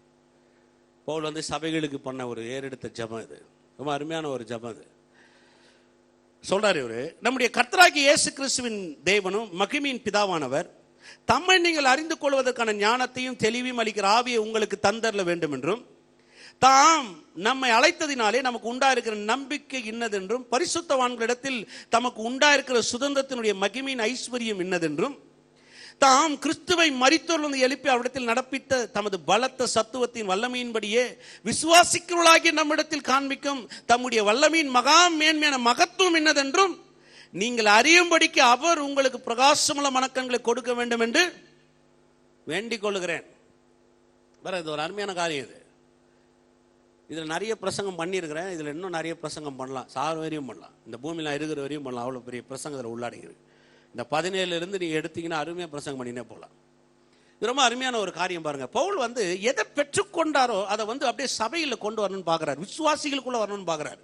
இந்த ஜபத்தை அவர் வந்து ஒரு பாவிக்கு ஏறெடுக்கல, இந்த உலகத்தில் இருக்கிற மனுஷனுக்கு ஏறெடுக்கல. இந்த ஜபத்தை அவர் ஏடுக்கிறது விசுவாசிக்கு. அவர் சொல்றாரு பாருங்க, 19 பாருங்க, தாம் கிறிஸ்துவை மரித்தொழுந்து எழுப்பி, அவர் எதுக்காக மரித்தார், எதுக்காக எழுந்தாரு, எழுப்பி அவிடத்தில் நடப்பித்த, அவர்கிட்ட ஏதோ ஒரு பெரிய காரியத்தை நடப்பித்து தமது பலத்த சத்துவத்தின் வல்லமையின்படியே, அவர்கிட்ட ஏதோ ஒரு காரியத்தை பலத்த சத்துவத்தின் வல்லமையை நடப்பிச்சிருக்கிறாரு. அந்த காரியத்தை விசுவாசிகளாகிய, சொல்லுங்க விசுவாசிகளாகிய, பாருங்க விசுவாசிகள் என்ன நமக்குள்ள வரணுன்றார். விசுவாசிகளாகிய நம்மிடத்தில் காண்பிக்கும் தம்முடைய வல்லமையின் மகா மேன்மையான மகத்துவம், நம்ம கிட்ட ஏதோ ஒரு மிகப்பெரிய காரியத்தை காமிக்கணும்னு விரும்புறாரு பாருங்க. அந்த மகா மேன்மையான மகத்துவம் என்னதென்றும் நீங்கள் அறியும்படிக்கு அவர் உங்களுக்கு பிரகாசமுள்ள மனக்கண்களை கொடுக்க வேண்டும் என்று சொல்லுங்க. பிரகாசமுள்ள மனக்கண். பிரகாசமுள்ள மனக்கண்ணா என்ன? கண்ணு பத்தி தெரியும், மனக்கண்ணா தெரியுமா? பாருங்க, கண்ணுன்னா எல்லாருக்கும் தெரியும். எத்தனை பேர் ஐ டெஸ்ட்டுக்கு போய்க்கிறீங்க? நான் போய்க்கிறேன், கண்ணாடி போட்டுன்னு. ஐ டெஸ்ட்டுக்கு போனீங்கன்னா என்ன பண்ணுவாங்க? கொண்டு போய் சில லெட்டர்ஸ்லாம் எழுதியிருக்கோம், அது முன்னாடி உங்களை உட்கார வச்சுருவாங்க. முதல்ல சொல்லுவாங்க ஒரு கண்ணை கையில் மூடிங்க, அப்படியே படிச்சுனே வாங்க. பெருசு பெருசாக இருக்கும், அப்படியே பெருசு பெரிய லெட்டர், அப்படியே பெருசாக கடைசியில் எந்த இடத்துல வந்து நீங்கள் கொஞ்சம் அப்படியே திக்கிறீங்களோ ஓகே விட்டுருங்கன்றான். திரும்ப என்ன பண்ணுவாங்க, இந்த கண்ணை மூடி இந்த கண்ணை வாசிக்கணுவாங்க. சில நேரத்தில் பாருங்கள், ஒரு கண்ணு நிறைய இருக்கும், ஒரு கண்ணில் கம்மியாக இருக்கும், ஒரு கண்ணில் வித்தியாசமாக இருக்கும் இல்லையா? எத்தனை பேர் ஒத்துக்கிறீங்க? உண்மைதான் அது. அந்த மாதிரி ஆயிடுது பாருங்க. அதனால ரெண்டுத்தையும் மாற்றி மாற்றி படிக்க சொல்லும் போது என்ன பிரச்சனை இருக்குன்னு பார்த்து உங்கள் கண்ணில் எது குறைவாக இருக்கோ அதை ஒரு கண்ணாடியில் ஏற்றுறான். அந்த கண்ணாடியில் அந்த பவரை ஏற்றி அதை தூக்கி உங்கள் கண்ணில் மாட்டி விட்டுறாங்க. இப்போ உங்கள் கண்ணில் இருக்கிற பிரச்சனை கண்ணாடியில் வந்து அந்த கண்ணாடியின் மூலமாக நம்ம இப்போ என்ன பண்ணுறோம், எது மக்களா தெரியுதோ படிக்க முடியாது நீங்களோ அதை திரும்ப கண்ணாடி போட்டவொடனே என்ன பண்ணுவீங்க? எனக்கு இங்கேருந்து பார்க்கும்போது கண்ணாடி போடலன்னா அந்த வாட்சில் இருக்கிற நம்பர் கூட பார்த்தீங்கன்னா கொஞ்சம் மிஸ் மிஸ் தான் தெரியும். அவ்வளோ பெரிய கடிகாரத்திலே தெரியும். ஆனால் பார்த்தீங்கன்னா அந்த ரொம்ப கூர்த்து கவனிக்கணும். அப்படி பார்க்கும் போதே சில நொடியில் அப்படியே தண்ணி வர ஆரம்பிச்சிடும். அப்போ கண்ணாடி போட்டவுடனே பார்த்தீங்கன்னா அப்படி ரொம்ப பெருசாக போக தேவையில்ல, அப்படி பார்த்தா விளங்குது. ஓகே, பிரகாசம்ன்றது எப்படிப்பட்டதுன்னு பார்த்தீங்கன்னா நமக்கு எல்லாருக்கும் தெரியும். நம்ம எல்லாருமே விசுவாசி. இயேசு எனக்காக தான் மரித்தார், எனக்காக தான் உயிர் தெழுந்தார், என் பாவங்களை போக்கினார், சாபங்களை போக்கினார், எல்லாமே போக்கினார், தர்தங்களை போக்கினார். இது எல்லாருக்கும் தெரியும். இதில் வந்து யாருக்கும் சந்தேகம் இல்லை. யாருக்காவது சந்தேகம் இருக்குதா? சந்தேகம் இருக்கிறவங்க ரைட்டில் சைடில் வந்து உட்காருங்க, நான் திருப்பி சுவிசேஷத்தை பிரசங்கம் பண்ணுறேன், ஒன்றும் பிரச்சனை இல்லை. இது எல்லாருக்கும் தெரியும். ஆனால் இதில் ஒரு பிரகாசம் வேணும். பிரகாசம் என்னன்னா இதில் என்ன அடங்கி இருக்குது, இதில் என்ன மேன்மை அடங்கி இருக்குது, இதில் எப்படிப்பட்ட காரியத்தை அடங்கி இருக்குன்னு சொல்லலாம். கண்ணு சரியில்லைன்னா ஐ டாக்டர் கிட்ட போயிடலாம். மனக்கண் சரியில்லைன்னா எந்த டாக்டர் கிட்ட போவீங்க சொல்லுங்க? மனக்கண், உங்க மனக்கண்ணை பிரகாசம் அடையும்படி நான் டாக்டர் எங்கன்னா இருக்கிறாங்களா? ஒரு ஆளை எனக்கு காட்டுங்களேன். உங்க மனக்கண்ணை எப்படி பிரகாசம் அடையுது? உங்க மனக்கண்ணில் ஒரு அந்த வெளிச்சத்தை எப்படி ஏற்படுத்துறது? உங்க மனக்கண்கள் பிரகாசம் அடையும்படி நான் வேண்டிக் கொள்கிறேன். பவுல் சொல்றாரு, நான் ஜெபிக்கிறேன்பா உங்க மனக்கண்கள் பிரகாசம் அடையணும். அப்ப மனக்கண்கள் எப்படி பிரகாசம் அடையும்? உங்க மனக்கண்ணை பிரகாசம் அடைகிற ஒரே ஒரு வல்லமை கர்த்தருடைய வார்த்தையின் வெளிப்பாட்டில் மாத்திரம் தான் இருக்குது. கடவுளுடைய வார்த்தை வெளிப்பாடு வரல உங்க மனக்கண் பிரகாசம் ஆகவே ஆகாது. இப்ப வார்த்தை தெரியுது, விசுவாசினா இயேசு மரித்தது தெரியும், உயிர் தெழுந்தது தெரியும், நன்மை செய்யறாரு தெரியும், நல்லவர் தெரியும், நன்மை செய்கிறவரை சுற்றி திரிகிறார் தெரியும், எல்லாம் தெரியும். ஆனா பிரகாசம் தெரியணும். எந்த பிரகாசம்?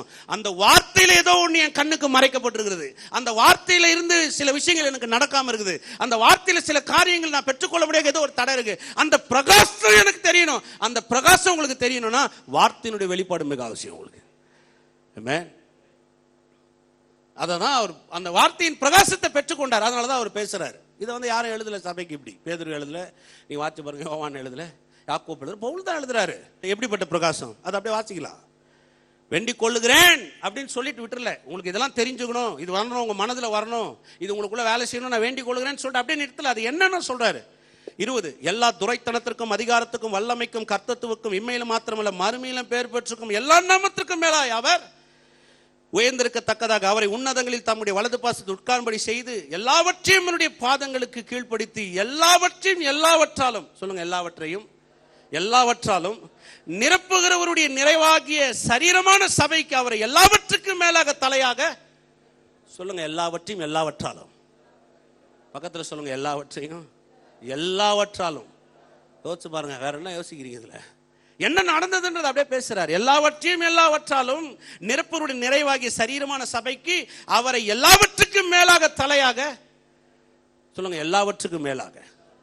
அப்ப எல்லாவற்றுக்கும் மேலாக எல்லாவற்றையும் எல்லாவற்றையும் எல்லாவற்றுக்கும் நிரப்புகிறவர் எல்லாவற்றுக்கும் மேலாக சபையாக அவர் தலையாக தந்திருக்கிறார் சொன்னா என்ன வெளிப்பாடு அது? இந்த மாதிரி ஒரு வெளிப்பாடை பெற்றுக் கொண்டதுனாலதான் அந்த பிரசங்கம் சபைகளை வரக்கூடாதுன்னு சொல்லிட்டு பிசாசு என்ன பண்றான், சாத்தான் என்ன பண்றான், ஒரு பெரிய எதிர்ப்பை, ஒரு பெரிய அழிவு அந்த மனுஷனை நெருக்கணும், அந்த மனுஷனை ஒண்ணுமில்லாமல் ஆக்கணும், அந்த மனுஷனை இந்த சுவிசேஷத்தை கொண்டு போக கூடாதுன்னு சொல்லி அவர் அப்படியே நசுகிறான். ஆமென். ஆனா அவன் என்னதான் செஞ்சாலும் சரி, யோபு 42:2 சொல்லுகிறது, தேவரீர் நீ சகலத்தையும் செய்ய வல்லவராக இருக்கிறீர், நீ செய்ய நினைத்தது தடை போடாது என்று அறிந்திருக்கிறேன். சாத்தானையே சிருஷ்டித்தவர் அவர் தான். எத்தனை பேர் ஒத்துக்கிறீங்க? அவனை சாத்தானா சிருஷ்டிக்கல, அவனை அருமையான தூதனா சிருஷ்டித்தார். அது புத்தி மாறி அது சாத்தானா மாறி போச்சு. அது இப்போ சும்மா இருக்க மாட்டேங்குது. இப்போ இந்த உலகம் முழுவதும் அப்படியே பரலோகத்துக்குள்ள போயிட போகுதுன்னு ஒரு எதிர்ப்பு. எங்க நரகத்தில் நம்ம தனியாக தவிக்க போறோமோன்றதுக்காக இந்த வெளிச்சங்களை சபையில் கொண்டு வரக்கூடாதுன்னு சொல்லி இப்போ அவன் என்ன பண்றான், எல்லா வெளிப்பாடையும் தடுக்க பார்க்கறான். இப்போ பவுல் எழுதி சொல்றாரு, இதை சபை கொண்டு வரதான் என் வேலையே. உங்க மனக்கண்கள் ஒரு பிரகாசத்தை ஏற்படுத்தணும், உங்க மனக்கண்களுக்குள்ள ஒரு வெளிச்சம் வரணும். அந்த வெளிச்சம் உங்களுக்குள்ள வந்துருச்சுன்னா அவர் சொல்றாரு, என்ன மாதிரி வெளிச்சம் தான் சொல்றாரு, எல்லா துரைத்தனத்துக்கும் அதிகாரத்துக்கும், சொல்லுங்க, எல்லா துரைத்தனத்திற்கும் அதிகாரத்துக்கும், சத்தமா சொல்லுங்க, வல்லமைக்கும் கர்த்தத்துவத்துக்கும், இம்மையிலும் மாத்திரமல்ல மறுமையிலும் பேர் பெற்றிருக்கும் எல்லா நாமத்திற்கும் மேலாய் அவர் உயர்ந்திருக்கத்தக்கதாக அவரை உன்னதங்களில் தம்முடைய வலது பாசத்தில் உட்காரும்படி செய்து எல்லாவற்றையும் அவருடைய பாதங்களுக்கு கீழ்ப்படுத்தி எல்லாவற்றையும் எல்லாவற்றாலும் நிரப்புகிறவருடைய நிறைவாகிய சரீரமான சபைக்கு அவரை எல்லாவற்றுக்கும் மேலான தலையாக தந்தருளினார். சொல்லுங்க, எல்லாம். இப்போ நீங்க எந்த பாரத்தையும் சுமக்க தேவையில்லைங்க. சொல்லுங்க, எல்லாம். எல்லாம்னா என்ன? எல்லாம். எல்லாரும் நீங்க எதை விட்டு வைக்கலன்னு அர்த்தம். புரியுதா இல்லைங்களா? எல்லாம் இல்ல, ஏதோ ஒன்று, எல்லாத்தையும் முடிச்சிட்டார் ஆண்டவர். அவர் எப்படி கொண்டு வராரு பாருங்க பவுல், என்ன மாதிரி வெளிப்பாட பேசுறாரு பாருங்க. எல்லாம் அந்த அந்த வார்த்தையை நீங்க நேற்று சாயங்காலம் இருந்து நைட்டு காலைல அது மனதில் அப்படியே ஓடினே இருந்துச்சு பாருங்க. எல்லாவற்றையும் பாதங்களுக்கு கீழ்படுத்தி எல்லாவற்றையும் எல்லாவற்றாலும் எல்லாவற்றையும் எல்லாவற்றாலும் எல்லாவற்றையும் எல்லாவற்றாலும் நிரப்புகிறவருடைய, ஆமென். உங்களை சும்மா அழைக்கல கர்த்தர், எல்லாவற்றையும் எல்லாவற்றாலும் உங்களை நிரப்ப அவர் வல்லவராக இருக்கிறார். எத்தனை பேர் விசுவாசிக்கிறீங்க? போட்டு அப்படியே வசனத்துக்கு இடம் கொடுங்க. உங்க வாழ்க்கையில வசனம் உள்ள போக இடம் கொடுங்க, வசனம் வேறுபட்ட இடம் கொடுங்க, வசனம் பரம்பறதுக்கு இடம் கொடுங்க. வசனம் உங்களுக்குள்ள விதைக்கப்பட்டுனே இருக்கட்டும். இந்த வசனம் கேட்டுனே இருங்க. இந்த வசனம் உள்ள போக போக போக போக வேறுபட்ட வேறுபட்ட இது பரம்ப பரம்ப எல்லாவற்றையும் நிரப்பவருடைய அப்படி வல்லமை உங்களுக்குள்ள அப்படியே நிரம்ப ஆரம்பிச்சது பாருங்க. ஹல்லேலூயா. இதுதான் மேன்மை. இதான் வார்த்தையை கொண்டு கர்த்தர் வேலை செய்யறார். எத்தனை பேர் ஒத்துக்கிறீங்க? அதோட நிறுத்திடல அவர், வெளிப்பாடு முடிஞ்சு போச்சு பிரதர் அப்படின்னு சொல்ல. ஏன்னா உண்மையிலே பாருங்க, பரிசுத்த ஆவியானவர் அவ்வளோ பெரிய வெளிப்பாடை பவுலுக்கு கொடுத்ததுனால தான் அவ்வளோ பிரச்சனைகளை பிசாசு அப்படியே டார்ச்சர் பண்ணுறான். ஆனால் பவுல் அதெல்லாம் பார்த்து சோர்ந்து போவே இல்லை. நம்ம வாழ்க்கையில் ஒரு தேன் கட்டிச்சுன்னா கூட, ஒரு தேனி ஏதாவது கொட்டிச்சுன்னு வைங்களேன், அப்படியே பல முறை பயந்துரும். அது மலை தேனி ஆம்பது விஷமா இருந்தது. பாம்பு கட்டிக்கும் போது கூட ஒதிரி போட்டு அந்த மனுஷன் பிரசவம் பண்ணிட்டு இருந்தான். எல்லாரும் அப்படியே பார்த்துட்டு இருக்கிறாங்க, இவன் சாவ போறான் சாவ போறான் சாவ போறான். அவன் சாவே கிடையாது. பாம்பு கையில தொங்குது, அப்படியே ஒதிரி நெருப்புல தள்ளிட்டு அவன் பிரசங்கம் பண்ணினே இருக்கிறான். ஏன்னா சாவ மாட்டேன்னு அவனுக்கு தெரியும். ஆனா எல்லாரும் அவன் இவன் வீக்கம் கொண்டு சாக போறான். எல்லாம் என்ன எப்படி பார்த்துக்கிறாங்க? வீக்கம் கொண்டுன்னு சொன்னா இப்போ உடம்பு ஃபுல்லா வீங்க போகுது. எல்லாரும் பாக்குறாங்க, கண்ணு வீங்குது, ஆமா காது வீங்குற மாதிரி இதுன்னு பக்கத்துல ஒருத்தன் சொல்லியிருப்பான். இல்ல பிரதர் பாருங்க, இந்த லெப்ட்ல கண்ணு வீங்குற, எல்லாம் வீக்கம் எப்போ வீக்கம் கொள்ளுதுன்னு பார்த்துட்டு இருப்பாங்க. ஏன்னா அவங்களுக்கு இந்த வீக்கம் கண்ணுக்கு தெரிஞ்சிச்சுன்னா செத்துருவான்னு அர்த்தம். அவனுக்கு வீங்கவும் இல்லை, அவன் சாவவும் இல்லை. மாறா அவன் கையை கடிச்ச பாம்பு நெருப்புல உந்தி செத்து போச்சு, அவ்வளவுதான். எத்தனை பேர் ஒத்துக்கிறீங்க? நான் சொல்றேன் பாருங்க, வெளிப்பாடு உங்களுக்குள்ள வந்தா சாவை நீங்க ஜெயிக்கக்கூடிய ஜனங்களா இருக்கிறீங்க. விசுவாசிக்கிறீங்களா? சொல்லுங்க, என்னை தீண்டுகிற சர்ப்பங்கள் தானாய் மடிந்து போகும். விசுவாசிக்கிறீங்களா? ஆனா நமக்குள்ள என்ன ஒரு சின்ன விஷயம் வந்துட்டோம், ஒரு தேல் கட்சிட்டுமே, அதுக்கு 4 பதப்பு கையை தூக்கி மேலேயே வச்சுருவோம். ஃபோன் பண்ணி ஊருக்கெல்லாம் வேற சொல்லிட்டு இருப்போம். பார்த்துறீங்களா பிரதர், நேற்று கை வச்சுட்டான் தேல் கட்சிச்சு, கை வச்சுட்டேன் தேல் கட்சிச்சு. கட்சின தேல் அது எங்கேயோ போயிட்டு இருக்கோம். இவங்க அந்த தேலை விட்டுருக்க மாட்டாங்க, ஒரு வாரமா சொல்லிட்டு இருப்பாங்க. அது விறு விறு விறு கட்சின தேல் அவன் எங்கேயாவது பாரு, தேல் கடிச்ச உடனே கூப்பிட்டு, இந்த பாம்பு என் கையை எப்படி கடித்தது என்றால் எங்கேயாவது பேசியிருப்பானா? நீங்க பாருங்க, அவன் எதை பேசிட்டு இருந்தான்? சொல்லுங்க, எதை பேசிட்டு இருந்தான்? அது கொடிய விஷயம் உள்ள பாம்புன்னு வேதம் சொல்லுதுங்க. அவன் பாம்பியும் பார்க்கல, அதுக்கு பேரு நானும் தெரியாது, அதுக்கு என்ன இலவுன்னு அவனுக்கு தெரியாது. தூக்கி அதை பாட்டு ஒதுரி விட்டு அவன் கர்த்தராக இயேசு கிறிஸ்து எப்படிப்பட்டவன் பிரசங்கம் பண்ணிட்டு இருக்கான். ஏன்னா அவனுக்கு தெரியும், எல்லாவற்றையும் நிரப்புகிறவர். சொல்லுங்க, எல்லாவற்றாலும் நிரப்புகிறவர். விசுவாசிக்கிறீங்களா? இப்போ அப்படியே நிற்க வச்சலாம். ஓகே, இதோட வெளிப்பாடு முடிஞ்சிச்சு. அங்கே ஆரம்பிக்கிறாரு பாருங்க. 2வது வசனத்தை அப்படியே கொண்டு வராரு. கொண்டு வந்து எங்க கனெக்ட் பண்றாருன்னா, அப்படியே கொண்டு வந்து பாருங்க நமக்குள்ள போடுறாரு. அந்த வெளிச்சத்தை உள்ள கொண்டு வராரு. உங்கள் மனக்கண்கள் பிரகாசம் அடையணும். அக்கிரமங்களினாலும் பாவங்களினாலும் மரித்தவங்களா இருந்த உங்களை உயிர்ப்பித்தார். இப்ப அவரை மாத்திரம் உயிர்ப்பிக்கல, அவரை உயிர்ப்பித்தாருன்னு சொன்னா ஏதோ இயேசு வந்தார், 3ஆம் நாள் உயிர் தெழுந்துட்டார். இப்ப உயிர் தெழுந்து ஞாயிறு வருது, ஈஸ்டர் வருது, பிரியாணி சாப்பிட போறீங்க, அது வேற விஷயம். அது அதோட நிக்கல. இப்ப எங்க கொண்டு வராரு? அக்கிரமங்களிலும் பாவங்களிலும் மரித்து வந்தா இந்த உங்களை உயிர்ப்பித்தார். அவைகளில் நீங்கள் முற்காலத்திலே இவ்வுலக வழக்கத்துக்கு ஏற்படியாகும் கீழ்ப்படியாமின் பிள்ளைகளிடத்தில் இப்பொழுது கிரியை செய்ய ஆகாயத்து அதிகார பிரபுவாகி ஆவிக்கேற்றபடி நடந்து கொண்டீர்கள். அவர்களுக்குள்ளே நாம் எல்லோரும் முற்காலத்திலே நமது மாமிச இச்சையின்படியே நடந்து நமது மாமிச மனசும் விரும்பிகளை செய்து சுவாபத்தினாலே மற்றவர்களைப் போல கோபாக்கினின் பிள்ளைகளாக இருந்தோம். தேவனோ இரக்கத்தில் ஐஸ்வர்யம் உள்ளவராய் நம்மில் அன்பு கூர்ந்த தம்முடைய மிகுந்த அன்பினாலே அக்கிரமங்களில் மரித்திருந்த நம்மை கிறிஸ்துவுடனே கூட உயிர்ப்பித்தார் கிருபையினாலே. அததான் அங்க சொன்னார், என் கிருபை உனக்கு போதும். ஏன் அந்த கிருபை போதும்னே பவுல் மேல ஒன்னும் கேட்கல, ஆண்டவரே நாங்க இவ்வளவு பெரிய பிரச்சனை இருக்கிறேன் கிருபை போதும்ன்றீங்களே அப்படின்னு அவர் கேட்கல. கிருபைன்ற வார்த்தைக்கு என்ன சொல்றாரு? கிருபினால் ரட்சிக்கப்பட்டீங்களா, இவ்வளவு பெரிய லிஸ்ட கொண்டு வராரு. அக்கிரமங்களில் மரித்தவர்களா இருந்த நம்மை கிறிஸ்துவுடனே கூட உயிர்ப்பித்தார். சொல்லுங்க, கிறிஸ்துவுடனே கூட உயிர்ப்பித்தார். அல்லேலூயா. எத்தனை பேர் விசுவாசிக்கிறீங்க? உயிர்ப்பித்தார் அப்படின்னு சொல்லும் போது நான் கேட்குறேன், நம்மளாம் செத்து போய் எல்லாரும் நம்மளாம் அடக்கம் பண்ணப்பட்டதுக்கு அப்புறம் நம்ம வந்து பிரசங்கத்தை கேட்டு உயிர்ப்பிச்சுட்டு வந்தோமா? எப்படி உயிர்ப்பித்தார் சொல்லுங்க. நான் லாஸ்ட் காலையிலேருந்து வெளியில் வந்த மாதிரி வந்தேன் பிரதர். எத்தனை பேர் அப்படிங்கிறீங்க? நான் அப்படி இல்லை பிரதர். யாராவது அப்படி இருந்தோமா? உயிர்ப்பித்தார்ன்ற வார்த்தைக்கு என்ன அர்த்தம்? எப்படி உயிர்ப்பிக்கிறார்? எப்படி உயிர்ப்பிக்கிறார்னா அவருடைய வல்லமுள்ள சர்வத்தையும் தாங்கக்கூடிய வல்லமுள்ள வசனத்தினாலே கிறிஸ்து உயிர்த்தெழுந்த அந்த வார்த்தையினாலே இப்ப எனக்குள்ள ஒரு உயிர் மீட்சி அவர் ஏற்படுத்தி தந்திருக்கிறார். ஆமென். இந்த வெளிப்பாடு சபைக்குள்ள வந்துடணும். இப்ப நீங்க விசுவாசிக்கிறீங்கன்னு சொன்னீங்க, நீங்க சாதாரணமா விசுவாசிக்கல. அவர் எதையெல்லாம் செய்து முடித்தாரோ கல்வாரி சிலுவையில, அவர் எதெல்லாம் செய்து நமக்காக முடித்தாரோ, அக்கிரமத்தையும் பாவத்தையும் துரைத்தனங்களையும் அதிகாரத்தையும் எல்லாத்தையும் ஜெயிச்சு முடிச்சு உயிர்த்தெழுந்தார். அந்த உயிர்த்தெழு வல்லமை வார்த்தையின் வடிவினால உங்களுக்குள்ளாக வந்து உங்களை உயிர்த்தலை செய்திருக்குதுன்றார் அவரு. இந்த வல்லமை சபையில பிரசங்கம் பண்ணக்கூடாது. இந்த வல்லமை சபைக்குள்ள பிரசங்கம் பண்ணிட்டா நீங்க வச்சு பாருங்க. அதனாலதான் இயேசு சிலுவையில் மரிக்கும் போது ஐயோ ஐயோ அந்தாபம்னு சொல்லிட்டு பவுல் பேசவே கிடையாது. ஐயோ பாவம் இயேசுவை கொண்டாங்கன்னு சொல்லவே கிடையாது. ஏன்னா பவுலுக்கு வந்து அதை பார்க்கல, அவர் மனக்கண்ணில் பிரகாசத்தில் பார்க்குறாரு. ஓ இவ்வளோ பெரிய பலி, என்ன மாதிரி மரணம் இது, இது யாருக்காக, இதுல என்ன அடங்கியிருக்குது, இதுல எதெல்லாம் உள்ள இருக்குது பாருங்க. நீங்க எடுத்து நீங்க வாட்சி பாருங்க. இந்த மாதிரி ஒரு வெளிப்பாடு நிருபத்தை எழுதுன நீங்க வாட்சி பாருங்க. பைபிளுக்குள்ள வாட்சி பாருங்க. இந்த மாதிரி எழுதுகிற ஆளை நீங்க பாருங்க. நீங்க ஏன் இப்படி கொண்டு வராரு? ஏன்னா இதுதான் வெளிப்பாடு. என்ன வெளிப்பாடு? எல்லா துரைத்தனத்துக்கும் அதிகாரத்துக்கும் வல்லமைக்கும் கர்த்தத்துவத்துக்கும் ஆமென் சொல்லுங்க. எல்லா துரைத்தனத்துக்கும். அப்ப எல்லா துரைத்தனம் சொன்னா பிசாசுடைய எல்லா காரியத்தையும் அவர் அப்படியே தோற்கடித்த ஒரு தேவனா இருக்கார். அடுத்த வாரம் மெசேஜ் இது கிடையாது. நீங்க பயந்துடாதீங்க, ஈஸ்டருக்கு வேற அது. உயிர்த்தெழு வல்லம் இப்படி பேசும்போது ஒருவேளை பாஸ்டர் நீங்க ஈஸ்டர் நினைச்சிட்டாரா? உயிர்த்தெழுந்தாருன்னு பேசிட்டு இருக்காரு. எனக்கு 6 நாளும் அந்த ஒரு வாரம் டு அடுத்த வாரம் சீக்கிரம் 6 நாள் ஒரு சிலுவையை குறித்து பேசணும்னு ஆசை. ரொம்ப அருமையான ஒரு வாக்கியம் பாருங்க. அது சிலுவைன்றது ஒரு சாதாரண விஷயம் இல்லை. அது நிறைய விஷயம் அதில் போதிக்கலாம். நல்லா இருக்கும். இழந்த நாட்களில் நம்ம வைக்கலாம். கொஞ்சம் வசதிகள்லாம் உங்களுக்கு கம்மியாக இருக்குதுனால தான் என்னால் வைக்க முடியல.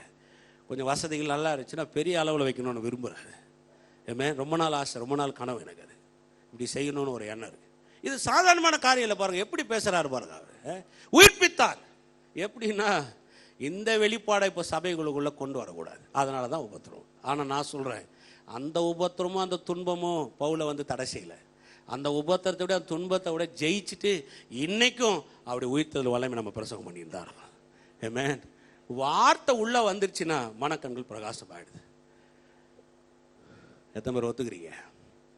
ஹல்லேலூயா. பாருங்க, இந்த மனக்கண்கள் பிரகாசம் அடைகிறதுன்றது ரொம்ப அருமையான ஒரு விஷயம். பழைய ஏற்பாட்டில் கூட பார்க்கலாம். ஆபிரகாம் வந்து ஈசாக்க பலி கொடுக்கறதுக்கு மோரிய மலை கொண்டு வராரு. அங்கே நீ வாசினா அது 3 நாள் பிரயாண தூரம். எத்தனை நாள்? 3 நாள் பிரயாண தூரம். அந்த 3 நாள் பிரயாணத்தில் நிச்சயமா ஆபிரகாம் நிறைய தோணிருக்கலாம். அதில் ஒரு சில விஷயங்கள் ஆபிரகாம் தோணுனது சொன்னதாகவே பரிசுத்தாவன் எழுதி வச்சிருக்கிறார். எபிரேயர் 11 நீங்க வாட்சி போய் பாருங்க. ஈசாக்கை பலி கொடுக்கும்போது அந்த சாம்பலிலிருந்து அந்த தூளிலிருந்து அவனை எழுப்ப அவர் வல்லவராக இருக்கிறான்னு முழு நிச்சயமா நம்பி அவனை வந்து பலி கொடுக்க போனான். ரோமர் 4:17 வாசிங்கன்னா இல்லாதவர்களை இருக்கிறவனும் அழைத்து மரித்தோரை உயிர்ப்பிக்கிற தேவனுக்கு ஸ்தோத்திரம்ன்றான். அப்போ உள்ளுக்குள்ள நிறைய எண்ணங்கள் இருந்திருக்கும். எப்படி இருந்திருக்கும்னு பாத்தீங்கன்னா, ஒருவேளை ஈசாக்கு நம்ம பலி கொடுத்து தகன பலி ஆக்கி அந்த மேடையில போட்டு எல்லாம் எரிச்சு அவன் சாம்பல் ஆயிடுவான். அப்புறம் அவர் என்ன பண்ண போறாரு? அந்த சாம்பல்ல இருந்து அவனை எழுப்பி நம்ம கையில் என்ன பண்ணுவாரு? இந்த கனவு தான் ஆபிரகாமுக்குள்ள இருந்துச்சு. அதனாலதான் 11 அந்த எபிரேயர் 11ஆம் அதிகாரத்தில் அப்படியே சொல்றாங்க. அது ஆபிரகாம் வந்து எப்படி விசுவாசித்தா, எதுக்கு பலி கொடுக்க போறான், எப்படி அவன் எண்ணினான்றது அப்படியே சொல்ல போறாங்க. தூளானா கூட எழுப்புவார் வல்லவராக இருக்கிறார். ஆனா அங்க அதெல்லாம் நடக்கல. இவன் மலைக்கு போன உடனே வேலைக்காரங்களாம் கீழே நிற்க வச்சுட்டு அந்த மோரியா மலை மேலே ஏறின உடனே பலிக்கு எல்லாத்தையும் ரெடி பண்ணிட்டு கையை தூக்கும் போது அங்கே சொல்றாரு, பிள்ளையின் மேல உன் கையை போடாதன்னு சொன்ன உடனே அங்கே ஒரு ஆட்டுக்குட்டி இருக்குது, அந்த ஆட்டு கடாவை பார்த்து கொண்டு வர சொல்றாரு. அந்த ஆட்டு கடாவை கொண்டு வந்த உடனே அவன் பேர் வைக்கிறான் யெகோவா ஈரே. இது பேர் தான் மனக்கண்கள் திறக்கப்படுறது. ஆமென். மனக்கண்கள் பிரகாசம் அடையுதுன்னா என்ன? இதுதான் யெகோவா ஈரே. யெகோவா ஈரேன்னு சொன்னா எல்லாவற்றையும் பார்த்து கொள்ளுகிறவர். ஒரே ஒரு வரி, யெகோவா ஈரே, எல்லாவற்றையும் பார்த்து கொள்ளுகிறவர். பாருங்க, இந்த வார்த்தை அவனுக்குள்ள வந்த உடனே அப்படியே வாயில வெளியில சொல்றா, யெகோவா ஈரே, எல்லாவற்றையும் பார்த்து கொள்ளுகிறவர். எல்லாவற்றையும் சொல்லுங்க, எல்லாவற்றையும் சொன்னா அதுல ஒண்ணும் மிச்சம் இல்லைன்னு அர்த்தம். சொல்லுங்க, எல்லாவற்றையும். அப்ப எதுவுமே அவர் விட்டு வைக்கல. எல்லாவற்றையும் பார்த்துக் கொள்ளுகிற தேவன், எல்லாவற்றையும் பார்த்துக் கொள்ளுகிற தேவன், யெகோவா ஈரே, எல்லாவற்றையும் பார்த்துக் கொள்ளுகிற தேவன். இப்ப மனக்கண் பிரகாசம் அடைஞ்ச உடனே நீங்க பாருங்க, அவ்வளவு பெரிய வெளிச்சத்தை அப்படியே வெளியில கொண்டு வர. நீங்க அப்படியே வாசிக்கலாம். ஆகார வாசிங்க. துருத்தியில தண்ணியை கொஞ்சம் போட்டு தோல்ல மாற்றி ஒரு அமுச்சு விட்டாரு இஸ்மவேலையும் ஆகாரையும். தண்ணி இருக்கிற வரையும் போறா. தண்ணி இப்ப இல்ல, துருத்தியில தண்ணி காலி ஆகி போச்சு. குழந்தை கத்த ஆரம்பிச்சிருச்சு. அது வனாந்திரம். குழந்தை கத்த ஆரம்பிச்ச உடனே இப்ப கொண்டு போய் செடியின் கீழே போட்டு இவ கத்துறா, பிள்ளை சாகிறதை பார்க்காமல் கத்துற உடனே இப்ப அங்கிருந்து ஒரு சத்தம் கேக்குது, ஆகாரே. அவர் உடனே கண்ணை திறந்தார். ஆகாரனை குருடியா கோல் வச்சு நான் வந்தா நினைக்கிறேன். ஒரு மனக்கண்ல ஒரு வெளிச்சத்தை ஏற்படுத்துறார். பண்ண உடனே பாருங்க, ஒரு நீர் ஊற்ற பாக்குறா.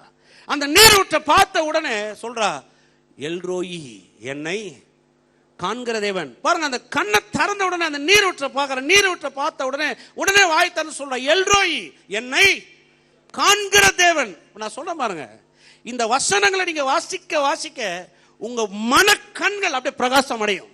பயப்படாத, எல்லாவற்றையும் அவர் பார்த்துக் கொள்ளக்கூடிய தேவனா இருக்கிறார். பயப்படாத, உன்னை காண்கிற ஒரு தேவன் இருக்கிறார். பயப்படாத, போதுமானதுக்கும் அதிகமான ஒரு தேவன் உங்களோட இருக்கிறார். பயப்படாத, உன் தோல்வியை வெற்றியை மாற்றுகிற ஒரு நிசி இருக்கிறார். பயப்படாத, உனக்கு சுகம் கொடுக்கிற யெகோவா ராஃபா இருக்கிறார். பயப்படாத, உனக்காக யெகோவா சிக்னேவ் இருக்கிறார். அவரே உனக்கு நீதியா இருக்கிறவரா இருக்கிறார்.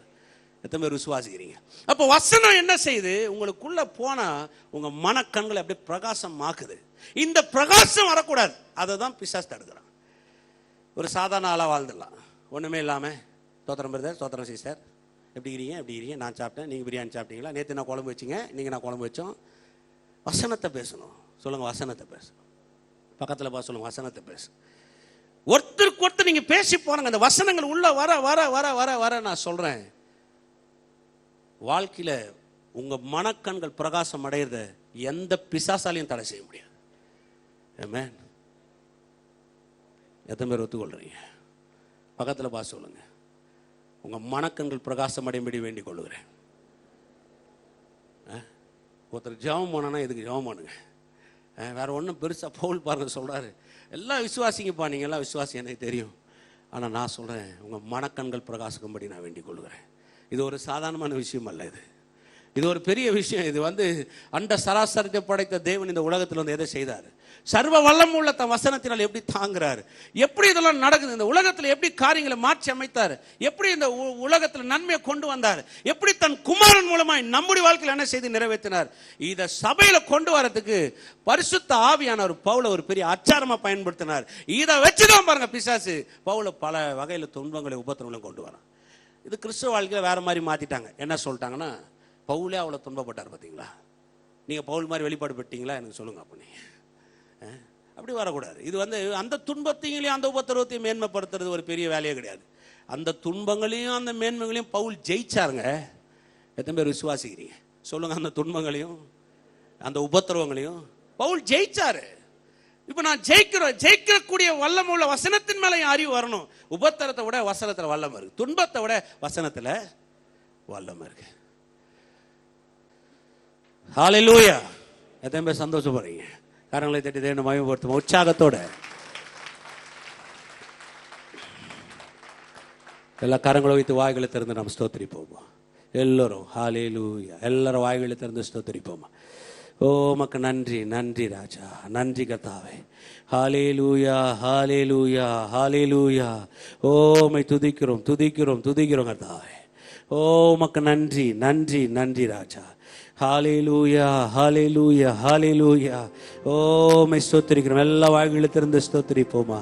உங்கள் தேவன் உயிரோடு இருக்கிறார். நீங்கள் ஆராதிக்கிற ஒரு உயிரோடு இருக்கிறார். ஓ ஹalleluya. உங்கள் அழுத்தங்கள் எல்லாம் மாற்றும்படி இறங்கி வந்த தேவன். ஓ உங்கள் உபத்திரங்களையும் துன்பங்களையும் மாற்றும்படி இறங்கி வந்த தேவன். உங்களை நெருக்கி போடுகிற காரியங்களை இருந்து மாற்றி அமைக்கக்கூடிய வந்த தேவன். ஹalleluya, ஹalleluya. ஓ உம்மை ஸ்தோத்திரிக்கிறோம், ஸ்தோத்திரிக்கிறோம், ஸ்தோத்திரிக்கிறோம் தகப்பனே. அப்பா உம்மை துதிக்கிறோம், துதிக்கிறோம், துதிக்கிறோம் கர்த்தாவே. ஓ உமக்கு நன்றி, நன்றி, நன்றி ராஜா. கிருபை உள்ளவரே, தயவுள்ளவரே உமக்கு நன்றி. எங்களை பெயர் சொல்லி அழைத்தவரே உமக்கு நன்றி. ஓ உம்மை துதிக்கிறோம், துதிக்கிறோம் கர்த்தாவே. அவர் உங்களை அழைத்திருக்கிறபடியினால, அவர் உங்களை தகுதிப்படுத்திருக்கிறபடினால, அவர் உங்களை நீதிமான ஆக்கி இருக்கிறபடினால, அவர் உங்களை மகிமைப்படுத்திருக்கிறபடினால, அவர் உங்களை எல்லாவற்றிலும் எல்லாவற்றால் நிரப்ப அவர் வல்லவரா இருக்கிறார். ஓ உமக்கு நன்றி கர்த்தாவே. தகப்பனே துதிக்கிறோம், துதிக்கிறோம் கர்த்தாவே. இயேசுவின் நாமத்தினாலே ஆண்டவரே சுகத்தை நாங்கள் பேசுகிறோம். ஆண்டவரே இந்த சபையில் இருக்கிற யார் வியாதியா இருக்க கூடாது ராஜா. இயேசுவின் நாமத்தினாலே எல்லா சுகவீனங்களும் வெளியேறு என்று கட்டளை விடுகிறோம். அற்புதமான சுகத்தை கட்டளைக்கிறோம் கர்த்தாவே. என் தழும்புகளால் நீங்கள் குணமானீர்கள் சொன்னீரே. இயேசுவின் நாமத்தினாலே இங்க இருக்கிற ஒவ்வொருத்தரும் தெய்வீக வல்லமுள்ள சுகங்கள் ஊடுருவி பாயட்டும். இயேசுவின் நாமத்தினாலே ஆண்டவரே இயற்கைக்கு அப்பாற்பட்ட சுகங்கள் உண்டாவதாக. இது உங்களுக்காக சிந்தப்படுகிற ரத்தம் சொன்னீரே, இது உங்களுக்காக பிற்கப்படுகிற சரீரம் சொன்னீரே கர்த்தாவே. உம் ரத்தத்தில் எங்களுக்கு சுகம் உண்டு ராஜா.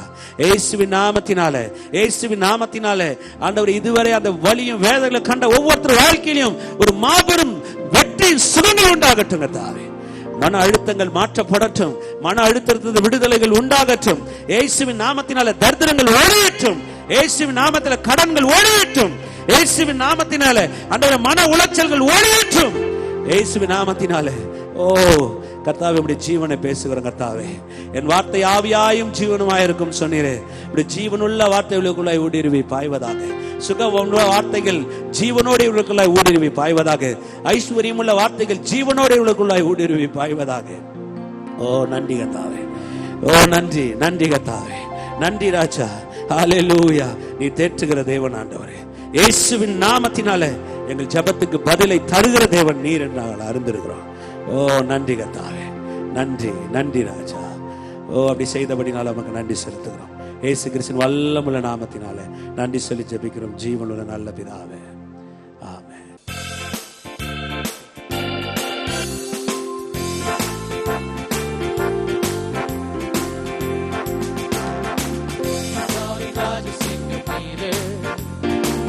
அல்பாவும் ஓமேகாவும் நீரே, வல்லமை பலன் ஞானம் மகிமையும் துதியையும் பெற்றுக்கொள்ள பாத்திரர் நீரே. யூதாவின் ராஜசிங்கம் நீரே, அல்பாவும் ஓமேகாவும் நீரே, வல்லமை பலன் ஞானம் மகிமையும் துதியையும் பெற்றுக்கொள்ள பாத்திரர் நீரே. பாவமானிரே எம்மை நீதியாக்கிட, சாபமானிரே எங்கள் சாபம் போக்கிட, காயமானிரே எங்கள் நோய்கள் தீர்த்திட, ஏழையானிரே எங்கள் ஏழ்மை நீக்கிட, பாவமானிரே எம்மை நீதியாக்கிட, சாபமானிரே எங்கள் சாபம் போக்கிட, காயமானிலே எங்கள் நோய்கள் தீர்த்திட, ஏழையானிலே எங்கள் ஏழ்மை நீக்கிட. நீரென்றும் எந்த நல்ல மேய்ப்பர், என்னாலும் காட்சி அடையே, அமர்ந்த தண்ணி பசு புல்வெளியில் என்னை வைத்து காக்கும் நல்ல தேவனே. நீரென்றும் எந்த நல்ல மேய்ப்பர், என்னாலும் காட்சி அடையேனே, அமர்ந்த தண்ணி பசு புல்வெளியில் என்னை வைத்து காக்கும் நல்ல தேவனே. ஹalleluya சொல்லுவோமா. மகிமை முன்பாக பந்தி ஆயத்தம் செய்தி, என் தலையை எண்ணெயால் அபிஷேகமும் செய்தி, ஜீவனாலெல்லாம் நன்மை கிருபை தொடருமே, நான் கர்த்தர் வீட்டிலே நீடித்து. மகிமை முன்பாக பந்தி ஆயத்தம் செய்தி, என் தலையை எண்ணெயால் அபிஷேகமும் செய்தி, ஜீவனாலெல்லாம் நன்மை கிருபை தொடருமே, நான் கர்த்தர் வீட்டிலே நீடித்து வாழ்வே. என்னாவு உந்தன் நீதியையோ, நாளெல்லாம் உந்தன் துதியையோ, ஓயாமல் போற்றி பாடு, குறைவையெல்லாம் நீக்கி போடு, கைவிடாத நல்ல தேவனே. என்னாவும் உந்த நீதியையோ நாளெல்லாம் உந்த துதியையோ ஓயாமல் போற்றி பாடும் குறைவை எல்லாம் நீக்கி போட்டு கைவிடாத நல்ல தேவனி உமது மகிமையே ஐஸ்வர்யத்தின் வழி என் குறைவுகள் எல்லாம் குறைகளை நிறைவாகுதே மிகவும் அதிகமானவர் உமது மகிமையே ஐஸ்வர்யத்தின் வழி என் குறைவுகள் எல்லாம் நிறைவாக்கும் தேவனே ஏகவாயிரே நீர் எந்த நெல்ஷடா போதுமானவரிலும் மிகவும் அதிகமானவர். ஹல்லேலூயா. கரங்களை தட்டி தேவனை மகிமைப்படுத்துவோம். நம் எல்லா குறைகளையும் நிறைவாக்கினவர் ஆண்டவராகிய இயேசு கிறிஸ்து. கர்த்தர் உங்களை ஆசீர்வதிக்கிறார்.